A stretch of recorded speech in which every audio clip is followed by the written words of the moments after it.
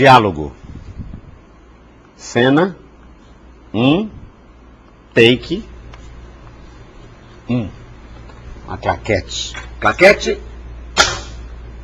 Porque hoje o dialogador é um homem de cinema.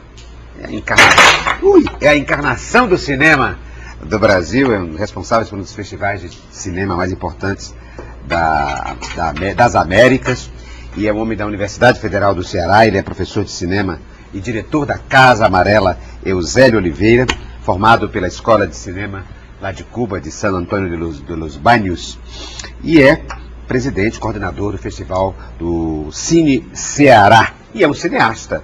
Por isso que eu trouxe hoje, para reger o nosso encontro, no nosso diálogo, uma claquete. Luz, câmera, ação, porque o dialogador é o professor e cineasta Volney Oliveira. Opa! Grande Guilherme. Beleza, meu companheiro de universidade, homem de cinema, rapaz. O ICA, do Instituto de Cultura e Arte. Volney. Ainda é assim, né, Volney? Ainda é assim, só que agora você tem a claquete eletrônica, né, que já vem com o número-chave do filme e tal, tudo. Mas eu prefiro essa. Por quê? Porque é manual, é mais artesanal, né? Eu tenho a maior saudade do tempo da moviola, apesar de que dava um trabalhinho, mas vocês pegavam no filme, hoje é tudo digital e tal. Né? Milagre em Juazeiro, nós editamos numa moviola chamada Perpétua, que era do Rosenberg Cariri, que eu comprei, que ele tinha botado o nome de Perpétua, que era em homenagem à avó dele. E foi editado todo ali, pegando no filme e tal, para um lado, para o outro. Hoje você não tem mais as... Não, a Perpétua, Dona Perpétua... Não, de pegar no filme.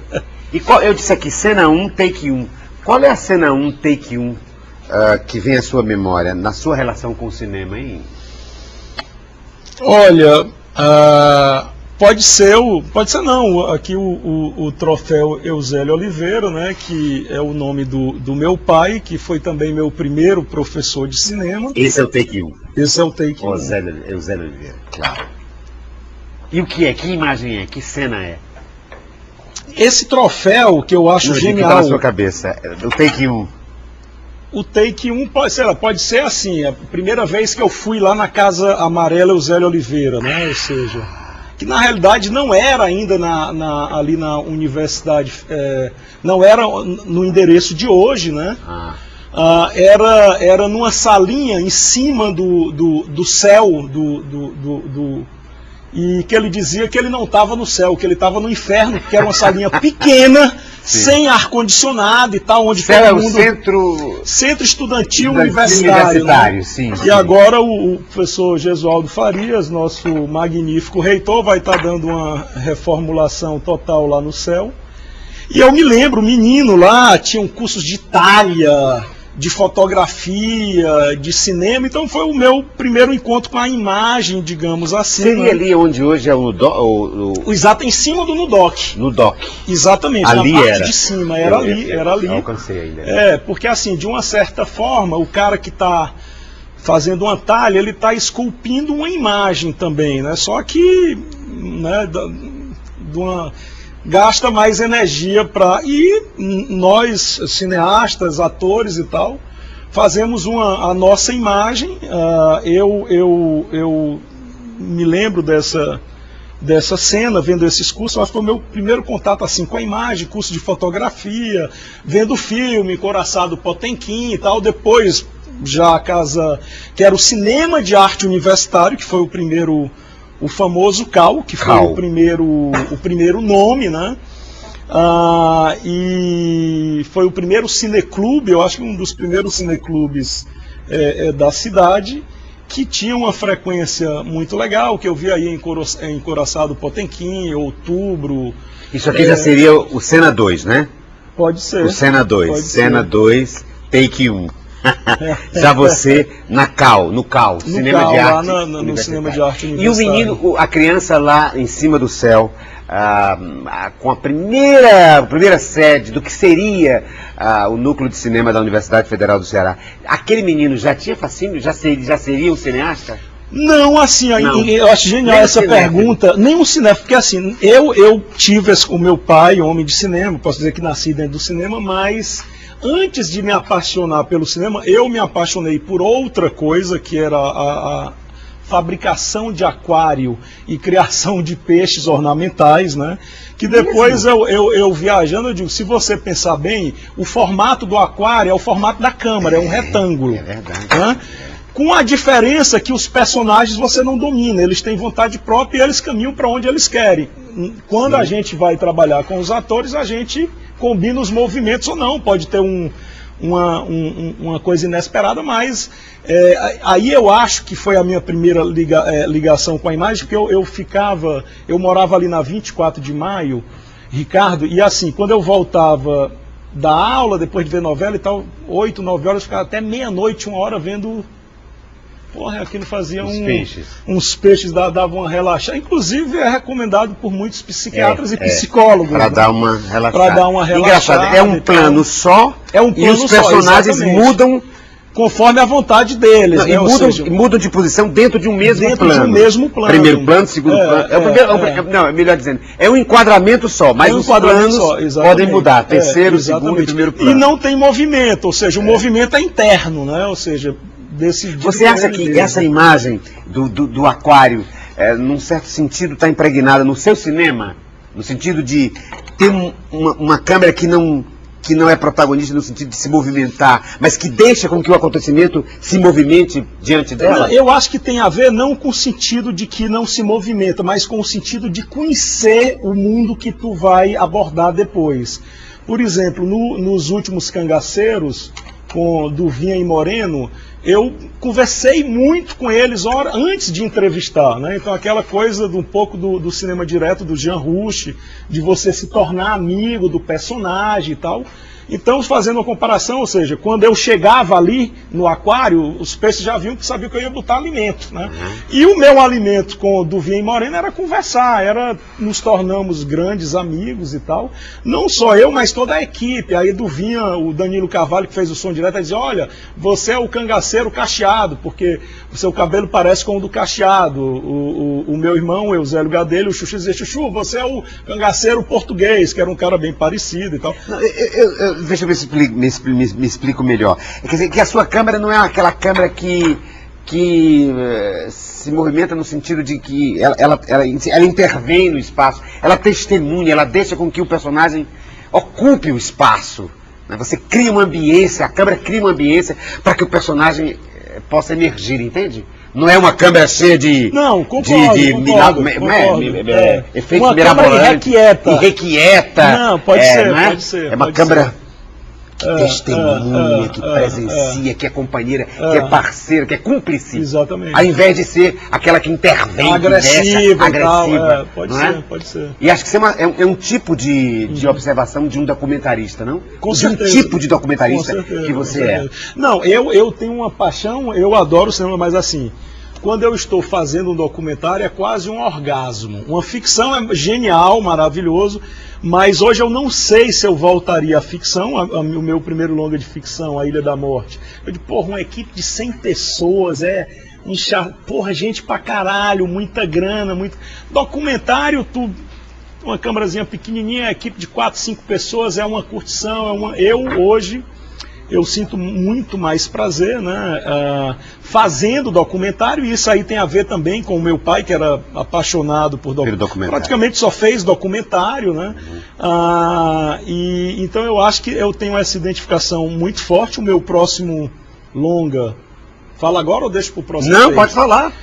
Vai se chamar A Guerra da Borracha, que é um longa-metragem documentário sobre os soldados da borracha. Você já tem um sobre a borracha? Eu tenho, mas isso foi um... Sobre os soldados da borracha? Não, chama-se Borracha para a Vitória. Borracha para a Vitória. Que é sobre os soldados lá fabricando lá o... Só que esse foi um Doc TV, foi um produto para televisão. Que é muito bonito. Obrigado. Que eu filmei no Ceará e no Acre, com a ajuda do ex-governador Jorge Viana, hoje senador.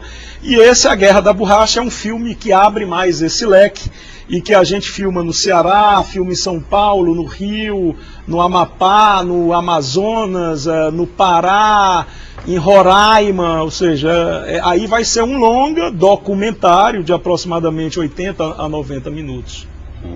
Eu disse que é bonito porque me lembro que tem uma cena final que é uma mulher cantando, linda, se lembrando do Ceará, numa paisagem que não tem nada a ver com o Ceará, né? Ela sai da escassez. Uma paisagem de água, cheia de água. Ela sai da escassez do Ceará e vai para a exuberância. É verdade. Né? Da natureza, da Amazônia, né? Da Amazônia, né?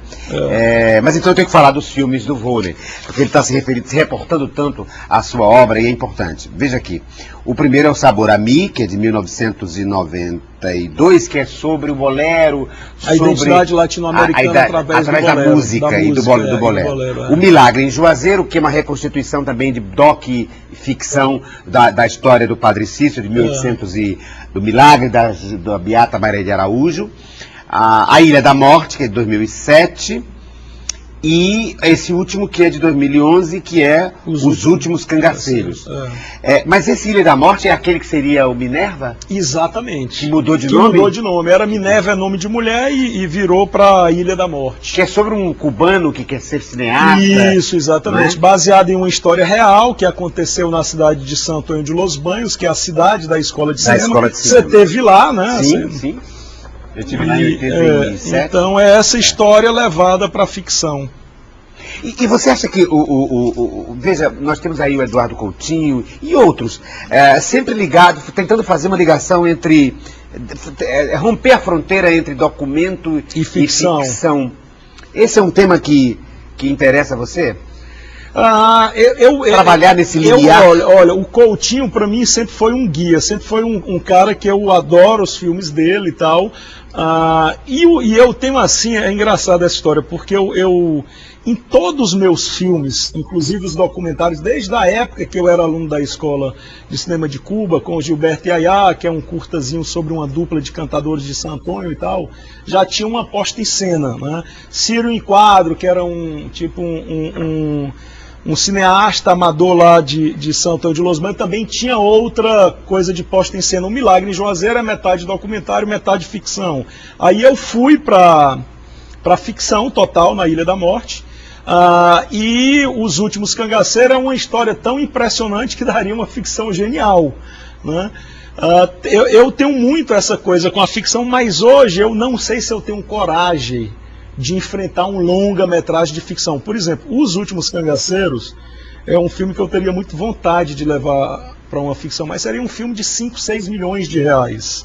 Um filme de época. Eu digo, porra, é muita grana. Eu prefiro ir fazendo os documentários aí devagarzinho e tal. Os Últimos Cangaceiros ganhou o prêmio em Havana, ganhou no Amazonas, teve em Guadalajara, teve em Punta del Este, teve em Toulouse, está indo agora para o Chile, está indo para o MoMA em Nova York, está indo para Hamburgo, ou seja, o filme está... Que é a história de você tenta juntar cangaceiros do passado, né? Com os velhos companheiros. E que termina nessa cena aí maravilhosa dela dizendo que amava o outro e não ele, né? É verdade, eu estava me lembrando que uma das cenas mais tocantes desse filme, Os Últimos Cangaceiros, é a história de uma cangaceira já velha, uma mulher de 90 anos, ao lado do seu companheiro de 50, 60 anos, e o Volney pergunta, com essa intimidade que ele estabelece com os depoentes, se o grande amor dela é aquele homem que está ao lado dela. E me pasmem, essa senhora, depois de uns 60 anos de casada com esse homem, na frente dele diz, não, o grande amor da minha vida ainda é aquele amante de 1930. E o velho mantém-se com a maior dignidade. Fica caladinho na dele. Aquilo é surpresa, Rony? Aquilo foi surpresa e quando eu vi o material, quando a gente estava... Porque assim, eu tenho uma mania que... pode ser que para alguns seja um defeito, para mim eu acho que é uma virtude, porque significa o tesão de fazer documentário. Eu filmo muito, eu filmei 180 horas, é tempo pra caramba, né?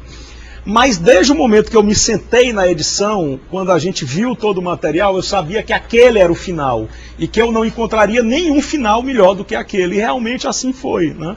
Foi o único plano que não mudou de lugar.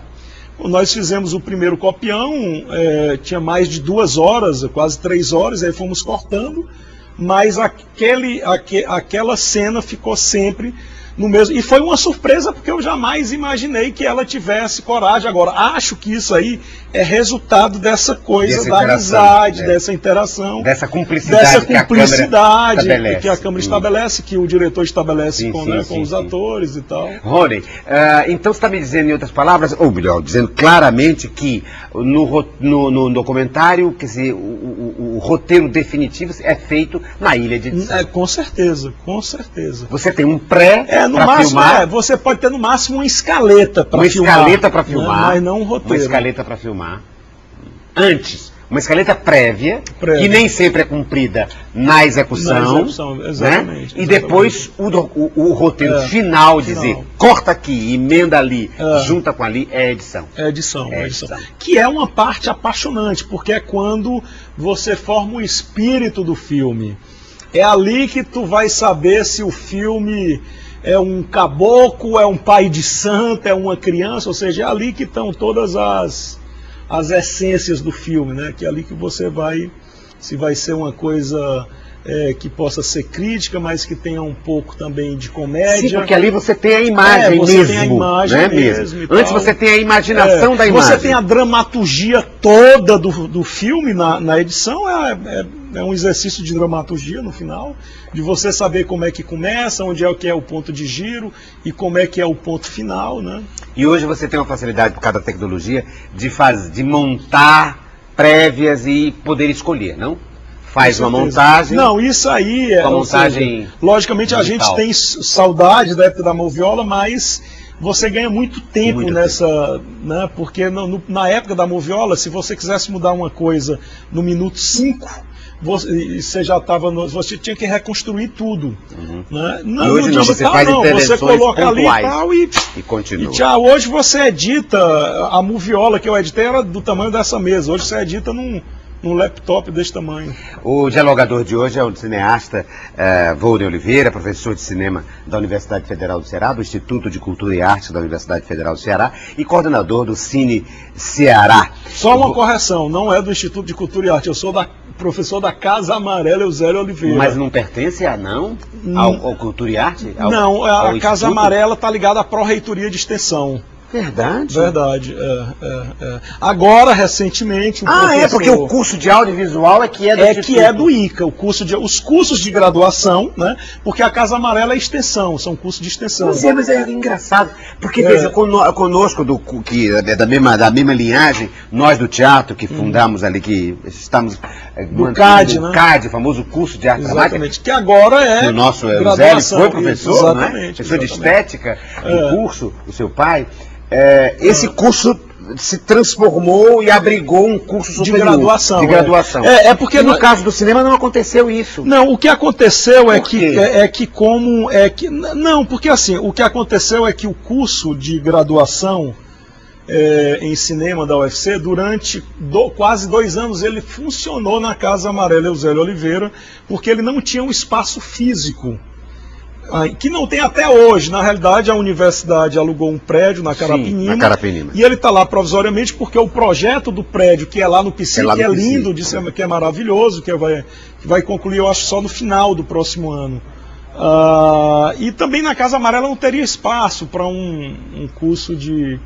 Então a Casa Amarela continua fazendo cursos de extensão. E a universidade criou, no Instituto de Cultura e Arte, um curso de audiovisual. De audiovisual, de teatro, de música, de design, né? Ou seja, de gastronomia, né? E também, assim, o trabalho da Casa Amarela Eusélio Oliveira, que é um trabalho pioneiro, que é um trabalho fundamental também. Por exemplo, nós temos agora um aluno lá que eu fico assim impressionado, que eu ia sugerir a pauta lá para o Magela fazer, ou para alguém lá do Diário. O cara, ele sai de segunda a quinta, ele vem de Canindé para o curso de cinema da Casa Amarela, o curso básico. E volta à noite, chega lá de madrugada, então de segunda a quinta, religiosamente, que é um curso introdutório, onde você vai saber todas as áreas do cinema, e aí você vê se você vai querer passar para fazer uma graduação, ou no curso da UFC, ou no da Unifor, que é Audiovisual e Novas Mídias, que tirou nota 5 no Ministério da Educação, a nota máxima, né? Tem também o curso da Prefeitura, que é um curso sequencial de 2 anos, né? Então, hoje nós temos 3 cursos de cinema na área, e o curso básico da Casa Amarela, que é um curso de 3 meses, que muita gente boa passou por aí, Marcos Moura, Joy Pimentel, Glauber Filho. Aquele menino da animação, como é o nome? O Márcio Ramos. Não, outro. Que tem um filme lindo. O Telmo Carvalho. O Telmo é o nosso professor lá do NUCA, o Telmo coordena o NUCA, que é o Núcleo de Cinema de Animação da Casa Amarela José Oliveira, que funciona lá na Casa Amarela, né? Então aí eu fui aluno do meu Você acha pai. então que é importante que tenha um curso em nível de 3º grau, mas é importantíssimo que se mantenha um curso de extensão? Eu acho que até com outro tipo de atividade, outro tipo de clientela. Inclusive, assim, muita gente reclama que não existe mais o CAD. É verdade, Tá entendendo? Por enquanto, né? Muito, ou seja, se eu não me engano... O fato de ter criado um curso superior não significa dizer que deva acabar um curso de extensão. Exatamente. Claro. A única área de extensão na cultura que continua funcionando como formação são os cursos da Casa Amarela Eusélio Oliveira, no caso cinema e vídeo, fotografia, que por aí passaram grandes nomes, Gentil Barreira, Silas de Paula, e os 2 como aluno e depois como professor, né? Tiago Santana, e por aí vai, né? Olha, os objetos vão pautando a nossa conversa, e eu queria que a partir das imagens, e eu estou diante de um cineasta, é pertinente isso, a partir das imagens a gente pudesse ir conversando, o que as imagens ensejam. Por exemplo, esta imagem, o que enseja em você, Volney? Não, isso aí eu vou usar as palavras do criador desse troféu maravilhoso, que é o nosso grande artista plástico José Tarcísio, né? Então, o Zé Tarcísio, película, né? Que é uma película que recebeu o vento do Aracati e começou a subir. Eu achei genial, lindo, né? Lindo, né? Lindo. Isso em cima disso o Zé Tarcísio criou esse troféu, né? O vento é uma, como é que chama? Uma espiral, né? Uma espiral criada pelo vento, né? Uma imagem que se perde aí na ideia do espiral, do infinito. Como um tufão iniciando, né?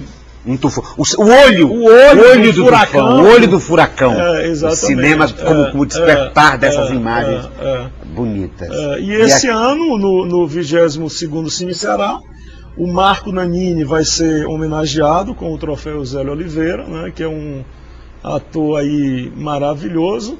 A Lucy Barreto, com 70 anos na área da produção, na área de produção, e o nosso reitor, professor Gesualdo Farias, pelo trabalho que ele tem feito na área cultural e na área do audiovisual. Vamos colocar então outras imagens para ver o que desperta no Volney Oliveira. Aí eu vou partir então para a provocação. Eu vou partir aqui para o punhal, vou tirar da bainha.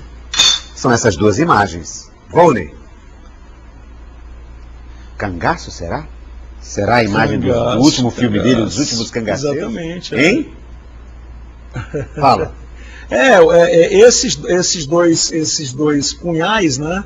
Eles têm uma história. Esse aqui, na realidade, é um punhal que é uma réplica do punhal de Curisco, né? Que foi o segundo cangaceiro mais importante depois de Lampião. E o outro punhalzinho pequeno é um punhal autêntico que pertenceu... não lembro se o nome da cangaceira era Mariquinha, mas ela era companheira do cangaceiro Catingueira, né? E eu adquiri esse punhal há uns 5 anos atrás por uma fortuna, paguei R$ 1.500 nesse punhalzinho pequenininho aí, e tenho ele com o maior carinho como uma arma aí que pertenceu a essa cangaceira, né? E que era um símbolo muito forte no cangaço. E estou vendo aí que dá para tirar uma musiquinha dele também. Não, eu fico imaginando, acho que você também passa pela sua cabeça isso, a história de cada objeto desse. Isso aí. Sangue. Eu sei que as mulheres não participavam diretamente das lutas, não usavam, mas isso aqui era para defesa, não? Não, para defesa. Para defesa, para defesa possível. Isso aí, 2 punhaladas dessa, tchau. Deve ter E assim, você vê a delicadeza do formato aqui Sim, do punho, os detalhes, né? Do punho e tal. E o Frederico Pernambucano de Melo, que tem punhais originais que pertenceram Curisco e a Lampião são verdadeiras obras de arte, joias incrustadas, anéis e...